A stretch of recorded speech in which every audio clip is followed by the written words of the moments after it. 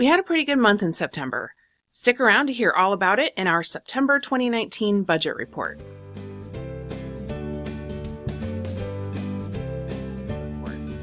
Hi friends, welcome to the Budget Bounce. I'm Jen, and we live life on a budget on our journey to financial freedom.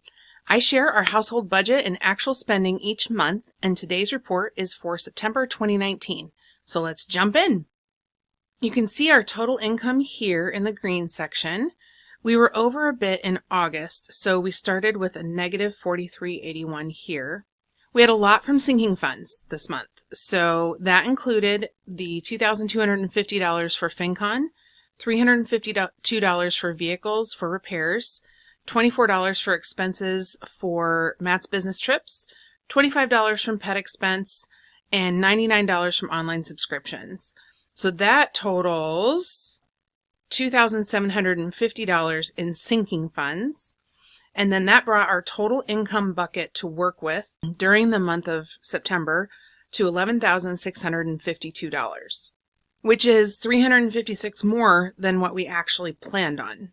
In giving, we planned on $150 and we ended up spending $100. In housing, we came in $7 over because of an adjustment on our internet bill after I forgot to pay it in August. So our total housing was $1,363. In transportation, we came in over budget by a lot. Our gas expenses continue to go up as gas prices rise and our usage is still rising. And we had a lot of unexpected repairs on both vehicles. So I planned on $100 for the Lucerne for an oil change and replacing the front headlight. And we got that oil change done, but they told us it was going to be $340 to replace the light because of the labor involved to pull.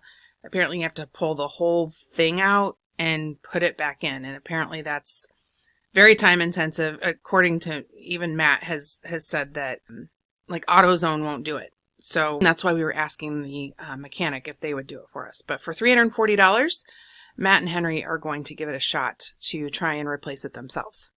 But we also had to replace the serpentine belt in the Lucerne, and we got the tires rotated. So that is where the $224 came from. Then we took the Traverse in for an oil change and tire rotation, and there was something else that we had done while we were in there, and I can't remember what that was, and that totaled $137.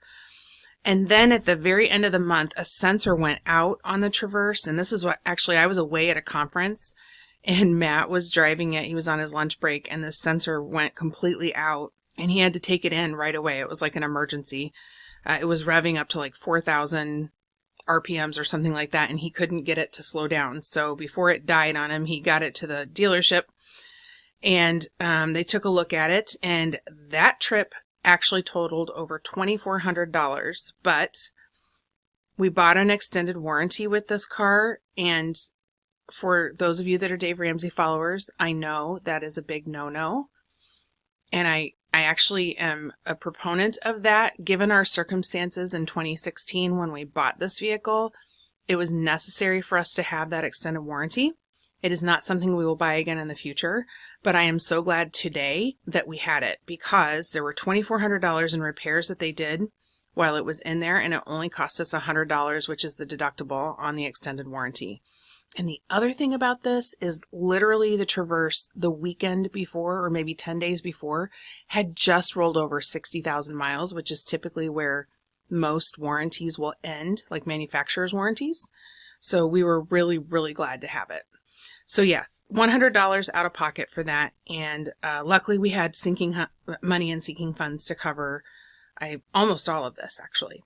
So that brought our transportation total to $886, which was, $440 over what we planned. In food, we were under in groceries, but way over in dining, which is part of the reason why we were under in groceries.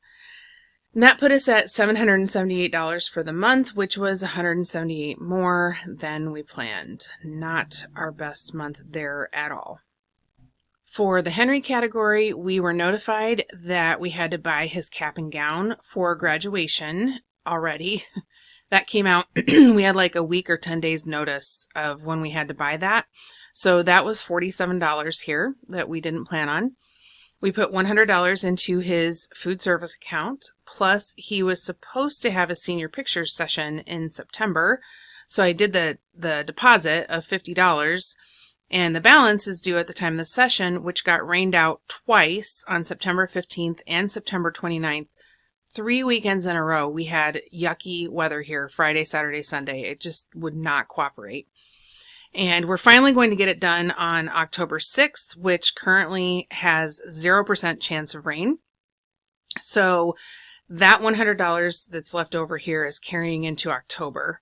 So that brought our total for Henry for the month to $197, which is $52 under what we actually planned.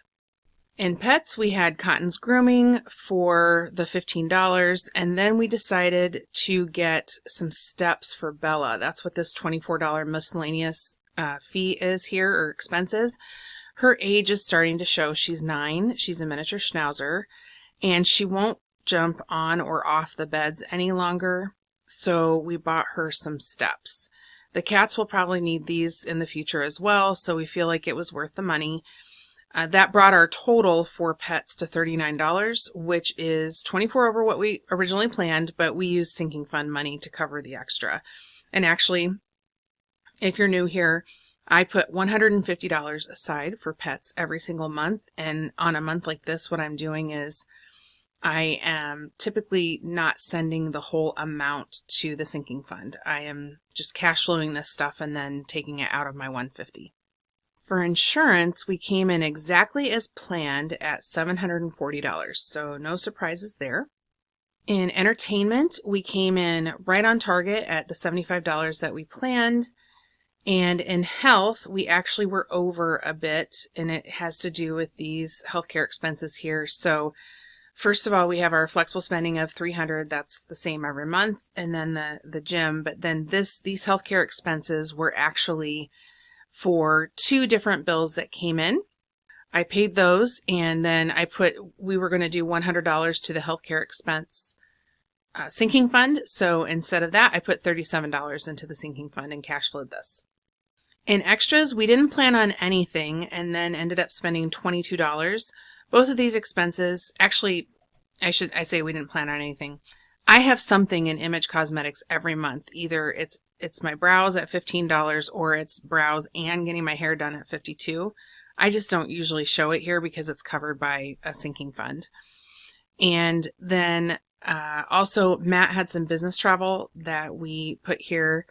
And so for $7, it was his food expense for his business trip for the day. So that totaled $22. And we didn't have anything in crap. I forgot about that. So that's always good news. In envelopes, we were over by $5. Matt was on target with his personal money, and household was under by $7. And we were over in miscellaneous by $2. For my personal spending, I was over by $10. So there was that. I pulled $40 out in cash this month, in September, and the rest was with my debit card. And in full transparency, this is the 5th consecutive month that I have gone over. In May, it was $8. In June, it was $32. July was $12. August was $98. And now September was $10. I am working on reining it in. So I want you guys to be aware that I'm very aware of this. And this has been very emotional spending for me because typically it's on food. And so for those of you that have been around for a little bit, you already know this, but for the new folks, both Matt and I struggle with depression, and he also struggles with anxiety. And so I have some things going on right now that are just a little challenging. And so I'm struggling with my eating, which is impacting my personal spending. So all of that is wrapped up. I'm very aware of it and working through all of that with my counselor. But the bottom line is I went over by $10, and I think what I'm going to try to do is I'm going to try to do a no spend week challenge sometime in October. But if I'm being honest, I selfishly do not want to do that. So I've never done one, and it's because I don't want to. And that's not necessarily a good reason not to do it. It just is what it is. So we'll see what happens. If I do it, I'll post on Instagram about it. So be sure to follow me over there to get the updates. So you can just look for the budget bounce. And if you look on any social media, Facebook, Instagram, Twitter, I have something set up on all of those under the budget bounce. So you can find me over there. There was lots of activity in the budget bounce in September. So that's the purple category over here. I attended FinCon, which is where most of the expenses are from. So in education, I planned to purchase my FinCon 2020 ticket, at this year's conference, and it was $350. That ticket, if you wait until like towards the end, the last bit of pricing, I think those tickets are $697. So $350, I'm going to do that every year that way. I'll come back to the $400 overage. So let me come back to that on this line item. In food, I came in under at $243. Lodging came in about $50 over for FinCon, and I'll come back to the extra $225. So this shows about $275, and I'm telling you I was $50 over for FinCon. So there's $225 here we need to talk about. They're tied together, these two things, so I'll come back to that. For miscellaneous, I was under at $256. Transportation, I was also under at $176. And in online subscriptions, I was over because I bought 1 year of hosting services for a website. I'm just going to say I don't have a website launching anytime soon. I just did it for the future. And I don't know when in the future. I just did it. So I have it. So I have the domain and I have some hosting services. That's it. Back to the extra $400 and the $225. So in this line here and this line here, there's $625. Now, at FinCon, what happened was they announced another conference in May of 2020 that Matt and I are going to attend, and the tickets were discounted if we bought them with our FinCon tickets within the window. There was like a 5-day window to do all of this. And so I bought my ticket like Saturday while I was still at FinCon for next year. And then on the drive home from the airport on Sunday, I talked to Matt about this other conference. And in the car, we agreed that we were going to go. And so I purchased those tickets in the car on the way home from the airport. This other conference that we're going to is, okay, let me share, where FinCon is geared toward content creators like me and all the other channels that you watch out here, and the Instagram accounts that you're following and things like that, the blogs that you're reading, the podcasts you're listening to, all those folks are at FinCon. They're all creating content. The May conference is geared toward the consumer like yourself who wants to move toward financial freedom. So if you are wanting to up your game, or you just want to dive in and get your own personal finances, get a shot in the arm for them, or get them figured out, that kind of thing. That's what this conference is for. It's for you. Matt and I are those people too. So I'm out here, I'm a content creator, but we are obviously walking through this part of our life as well. And so we are going to attend this conference together, and it's actually occurring on our 10-year wedding anniversary. So this is going to be our anniversary celebration. And I'll share more information about this conference in a future video when more details are available. In the meantime, know that it's in St. Louis, May 1st to 2nd, 2020. And the $400 was for our tickets, two $200 tickets, and the $225 is what was required to hold our hotel room. So that brings our total in the budget bounce to $2,133, which was $413 over in the whole category. And considering that I spent $625 that wasn't expected, that means I came in under for FinCon by $212, which paid for one of our tickets to the next conference. In savings, we planned on $1,076 and we ended up doing $868, and that difference was in the emergency fund. You can see it here. So we did $567 instead of $775, and that brought our emergency fund to $1,283, which is really close to our goal of having $1,500 in there by the end of October. Overall, we ended the month with these come to $1,893 in savings and about $1,900 in retirement so far this year. That's what we put in. That's not the balances that we have. Next up is sinking funds, and let me scroll down a little bit here for you. There we go. So we planned on putting in 1,677, and we ended up putting in 1,179. So that includes the $300 to auto insurance, the $27 to auto registrations, $80 for city utilities, $40 for clothing, $25 for estate planning. We didn't put anything in gifts or Henry School because we spent it for the month. So we just cash flowed it instead of running it through the sinking fund. $50 for holidays, $35 for image and cosmetics, $81 to life insurance. Matt business travel has another $50 in it. Medical was that $36.12 left over from the $63.88 or whatever it was that I spent on 2 medical bills. Online subscriptions was $80. Pet expense was $135. Technology was $25. We didn't put anything in travel because we spent it. And then vacation was $100, vehicles $100, and wedding anniversary is $15. And then when you go over here, you can see what we spent.